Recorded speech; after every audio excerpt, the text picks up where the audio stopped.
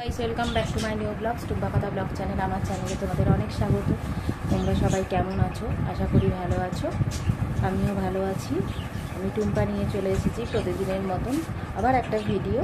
তো তোমরা আমার সাথে থেকো, পাশে থেকো, আমার এই ছোট্ট চ্যানেলটাকে সাপোর্ট করো, অনেক অনেক ভালোবাসা দাও, বড়রা আশীর্বাদ করো। তো আমি ভিডিওটা স্টার্ট করছি। আমি ছাদ থেকে গাছে জল দিয়ে নেমেছি এরপর প্রতিদিনের মতন।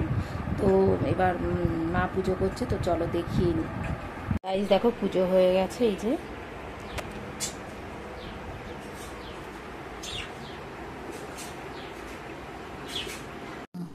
তো গাইস রান্নাঘরে চলে এসেছি। এই দেখো পটল ভাজা হয়ে গেছে, এদিকে উচ্ছে ভাজাটাও হয়ে গেছে।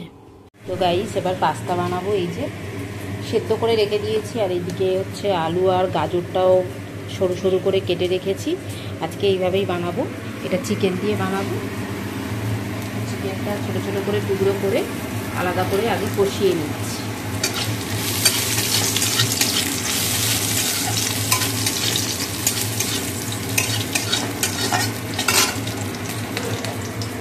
তোমাদের এইভাবে ক্যামেরাটা করার মানে কারণ হচ্ছে আমার স্ট্যান্ডে একটু সমস্যা হয়েছে, তার জন্যই আমি এইভাবেই ক্যামেরা করছি।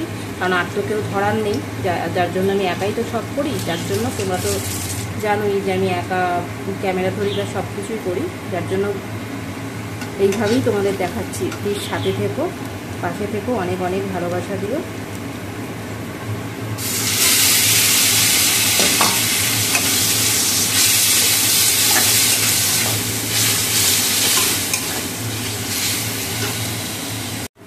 তো গাইস এই দেখো আলু গাজরটা ভেজে নিচ্ছি পেঁয়াজ দিয়ে, আর এদিকে চিকেন কষাটাও করে রেখেছি।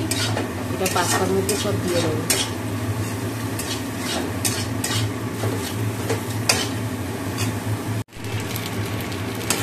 পাস্তাগুলো দেখো দিয়ে দিলাম, পুরো রেডি হয়ে গেছে আমার পাস্তাটা। গাইস চিকেনটা বসিয়ে দিয়েছি পাস্তার পরে, কষাও হয়ে গেছে। এবার গরম জল এই যে বসিয়েছি, অল্প করে ঝোল রাখবো।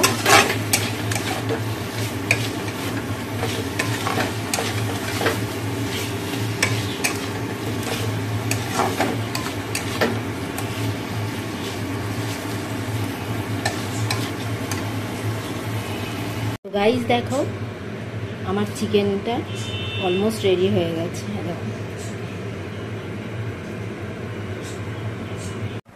তো গাইস ভিডিওটা আমি আজকের মতো এখানে শেষ করলাম। অনেক অনেক ভালোবাসা দিয়ে সাপোর্ট করো।